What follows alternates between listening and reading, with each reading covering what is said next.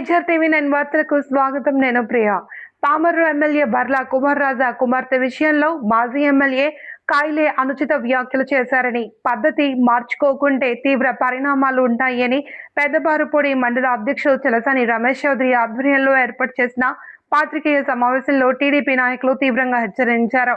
ప్రజల ఆగ్రహానికి గురై వన్ టైం ఎమ్మెల్యేగా ఉన్న మాజీ ఎమ్మెల్యే కాయిలే చేసిన వ్యాఖ్యలను వారు తీవ్రంగా ఖండిస్తూ ఎమ్మెల్యే బర్ల కుమార్ రాజా కుమార్తె చదువు నిమిత్తం ఆస్ట్రేలియా వెళ్లిన అంశంపై మాట్లాడడం కాయిలేకు తగదన్నారు. చోటా మోటా నాయకులతో మాజీ ఎమ్మెల్యే కాయిలే చేస్తున్న ఆరోపణలను తీవ్రంగా ఖండించిన టీడీపీ నాయకులు ప్రజాక్షేత్రంలో ఓటమి పాలై ఉనికిని కోల్పోతాను అనే భయంతో ఖాళీ సమయంలో ఏమి మాట్లాడాలో తెలియక ఎమ్మెల్యే వర్ల కుటుంబ సభ్యులపై, ఎమ్మెల్యే కుమార్తెపై మాట్లాడడం మానుకోవాలి అని, దమ్ము ధైర్యం ఉంటే నియోజకవర్గ అభివృద్ధి అంశంపై బహిరంగ చర్చకు సిద్ధమా అంటూ సవాల్ వేశారు. సహనానికి సౌమ్యతకు మారుపేరైన ఎమ్మెల్యే వర్ల సహనంతో ఉంటూ మా అందరికీ అదే విషయాన్ని పదే పదే చెబుతూ నియోజకవర్గ అభివృద్ధి ధ్యేయంగా పనిచేస్తుంటే ఎమ్మెల్యే వర్ల కుమార్తె చదువు నిమిత్తం ఆస్ట్రేలియా వెళ్లిన విషయమై మాట్లాడడం సంస్కారహీనమని అన్నారు. మేమైతే మాజీ ఎమ్మెల్యేను ఇంటికొచ్చి కొట్టేవాళ్ళమని, మీకు కుటుంబంలో కూడా కుమార్తె ఉందన్న విషయాన్ని మరిచి మరొకరి కుమార్తె గురించి ప్రస్తావించడాన్ని వారు తీవ్రంగా ఖండించారు. ఈ కార్యక్రమంలో మండల అధ్యక్షులు చలసాని రమేష్ చౌదరి, నియోజకవర్గ ఎస్సీసీఎల్ జనరల్ సెక్రటరీ దగాని లెనిన్ బాబు, ఎస్సీసీఎల్ జిల్లా ప్రధాన కార్యదర్శి కలపాల కిషోర్, కూచిపూడి సుబ్బయ్య, గోరిపర్తి రవికుమార్, చప్పిడి కిషోర్, చాలక ఆంజనేయులు, దాసు తదితరులు పాల్గొన్నారు. చూపించండి అన్నారు. 770 రోడ్లు వేసాం నియోజకవర్గంలో, మీరు రండి మేము చూపిస్తాం. అంతేగాని మీరు అభివృద్ధి అని ఏంటో తెలియదు. నిన్న ఒక నాయకుడు ఇక్కడ మాట్లాడుతున్నాడు మండలంలో. ఆయన ఏమంటాడంటే, మా ఎమ్మెల్యే గారు తప్పు చేస్తే మాజీ ఎమ్మెల్యే గారు లోపల ఏంటి శిక్షించండి అని 2 సార్లు మాట్లాడాడు. లోపలేస్తారు, శిక్షిస్తారు, చట్టం తన పని తను చేసుకెళ్తుంది. నువ్వు చెప్తున్నావు కదా, పైన తదాస్ దేవతలు ఉన్నారు, త్వరలో తదాస్తు అంటారు. మీ మాజీ శాసనసభ్యులు జైలు పాలు కూడా అవుతున్నాడు, చూసుకోమని తెలియజేస్తున్నాను. ఎందుకంటే ఇసుకల్లో మీరు ఆ విధంగా దోచేసి 2 మర్డర్లు చేసి బాపులపాడులో ఆ శవాన్ని పూడిపెట్టిన సంగతి మీకు తెలియదా? ఆ కేసు నడవట్లేదు అనుకున్నారా? అదేవిధంగా వర్ల కుమార్ రాజు గారు ఇన్ఛార్జికి వచ్చిన నాటి నుంచి ఈ రోజు 14 కేసులు పెట్టి మీరు చాలా ఇబ్బందులు గురి చేశారు. ఆ గొంతుకు నొక్కారు, ప్రతిపక్షాల గొంతుకు.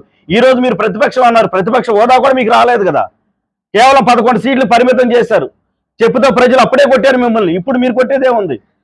పామర్ శాసనసభ్యులు వారి వ్యక్తిగత విషయాలకు వెళ్ళిపోయి మీరు వ్యక్తిగతంగా మాట్లాడుతూ ఆయన కుటుంబ సభ్యులను విమర్శిస్తే ఎవరో సహించరు.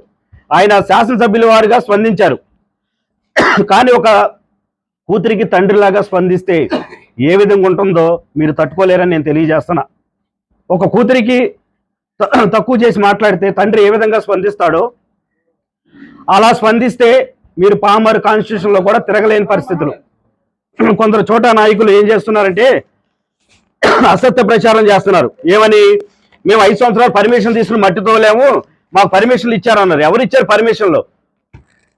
ఒక చోటా నాయకుడు, ఎందుకు పనికిరాని వ్యక్తి, బ్రోకరు మాట్లాడుతున్నాడు.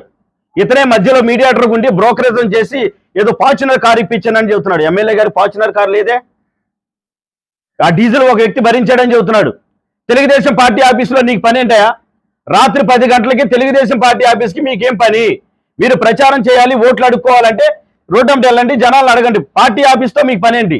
పార్టీ ఆఫీసులో ఏమో జరిగినాయి అని చెబుతున్నావు. అసలు పార్టీ ఆఫీసులో రావాల్సిన పని నీకేంటి అని నేను నిన్ను ప్రశ్నిస్తున్నాను. అదేవిధంగా ఒక చెరువు తవ్వి దానికి పర్మిషన్ ఉంది, ఆ చెరువు తవ్విన మట్టిని మేము దోసపాడు శ్మశానానికి, దూళవానిగూడు శ్మశానానికి, ఇతర అవసరాలకు వాడేనని చెప్తున్నాడు.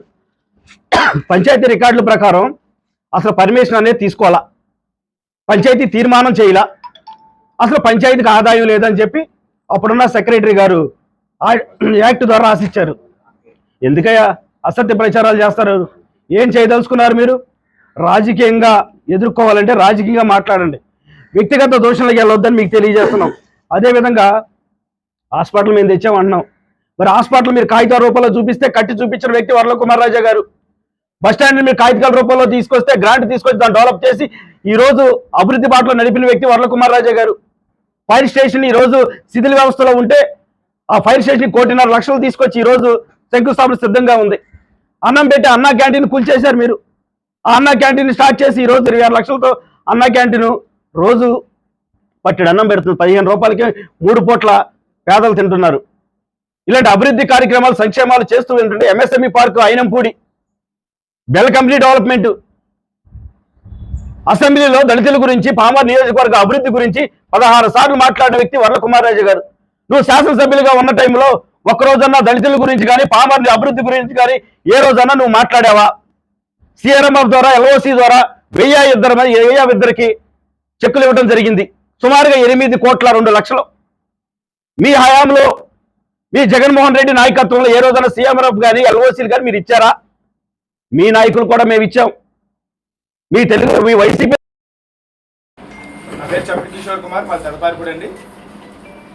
మీ నాయకుడు మీ గవర్నమెంట్లో మమ్మల్ని ఇబ్బంది పెట్టింది, ఏ రకంగా ఇబ్బంది పెట్టాడు అనేది నేను ఒక 5 పాయింట్లు చెప్తానండి.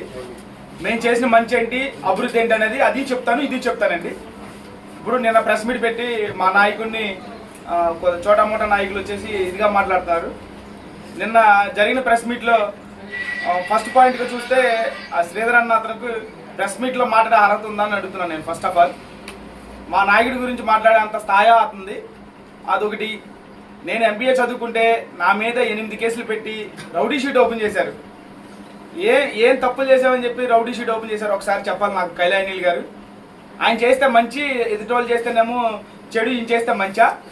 మా నాన్నగారు చనిపోయి నేను ఏడుపుత్తులో ఉంటే ఆ రోజు సాయంత్రమే ఎఫ్ఐఆర్ వేసి నన్ను తీసుకెళ్లి రిమైండ్లో పెట్టారు. First point. రెండో పాయింట్ వచ్చేసి ఒక ఎస్సీ కులస్తుడు వచ్చి ఒక ఇండస్ట్రీ పెట్టుకుంటుంటే నా చేలో మట్టి, నా చేలోకే నేను పర్మిషన్ తీసుకుని ఎంఆర్ఓ దగ్గర విఆర్ఓ దగ్గర పర్మిషన్ తీసుకుని నేను మట్టి తోలుకుని ఇండస్ట్రీకి తోలుతుంటే దాని మీద వచ్చేసి ఎస్సీ గారిని పంపించేసి పీడీ యాక్ట్ పెట్టించారు నా మీద. మూడోది వచ్చి మా ఊర్లో ఎండోమెంట్ ల్యాండ్ భూములు కూడా తవ్వేశారు. మీరా పర్మిషన్ల గురించి, ఆ చెరువు గురించి, మట్ల గురించి మాట్లాడేది చెప్పండి కైలాయనీల్ గారు. నేను మా గ్రామస్తులను కలిసి 10 మంది వెళ్ళి టీమ్గా కూడి ఎండోమెంట్ ఏఈకి కంప్లైంట్ చేసి 70,000 కట్టించాం. ప్రూఫ్ చూపించమంటే చూపిస్తాం. ఎండోమెంట్ ఏఈ గారి దగ్గరికి వెళ్ళి పలానా సంవత్సరంలో వచ్చేసి వీళ్ళు పెనాల్టీ 70,000 కట్టారు లేదా చూడండి. ఎక్కడన్నారు ఎండోమెంట్ భూములు తోవేశారు. మేము వచ్చి ప్రతిదీ వచ్చేసి లీగల్గా మా ఎమ్మెల్యే గారు వచ్చేసి కలెక్టర్ గారి దగ్గర నుంచి గ్రామ అభివృద్ధి కోసం పర్మిషన్ తీసుకోండి, పంచాయతీలు తీర్మానం చేపించి మీ అభివృద్ధి కోసం మీరు చేసుకోవాలని చెప్తున్నారు. దాన్ని వచ్చి మీరు బ్లేమ్ చేస్తున్నారు. ఇప్పుడు ఉన్నత చదువులు చదువుకోవద్దంటారా చెప్పండి? మీకు ఎలాగో చదువులు తెలియదు అనుకోండి. ఇప్పుడు ఉన్నతమైన స్థితిలో నుంచి వచ్చి వాళ్ళ అమ్మాయిని వచ్చి ఆస్ట్రేలియాలో చదువుకుంటూ తప్పంటారా? ఒక తండ్రిగా వచ్చి వాళ్ళ పాప గురించి మాట్లాడితే రెస్పాండ్ అవ్వడం తప్పంటారా? ఇప్పుడు ఏది కరెక్ట్ అంటారు?